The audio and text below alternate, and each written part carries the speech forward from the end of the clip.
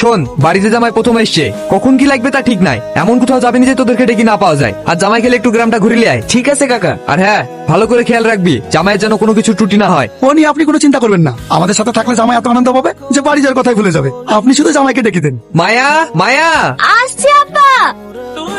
জামাই কি গেছে? খাওয়া দাওয়া করে উঠলো। কেন কিছু বলছো নাকি? হ্যাঁ, রাকেশ হাতে একটু বাজারে যেতে বলতাম, বাজার ঘাটটা একটু চিনি দিত। থামো, আমি ডেকে দিছি।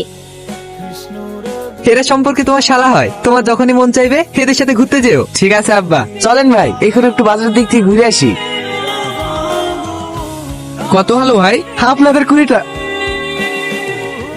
আমার ভুলে গেছে ভাই, আমাকে ক্ষমা করে দেন। আমি জানতাম না আপনাদের বাড়ির জামাই। ভাইয়ের সাথে ক্ষমা চা। আমাকে ক্ষমা করে দেন ভাই, আমি আপনাকে চিনতে পারিনি। আরে আরে কি করছেন? ওঠেন ওঠেন। আপনি শুধু একবার বলে যে আমাকে ক্ষমা করে দিয়েছেন। ঠিক আছে ঠিক আছে, আমি কিছু মনে করিনি। চলো রাকেশ, বাড়ি চলো।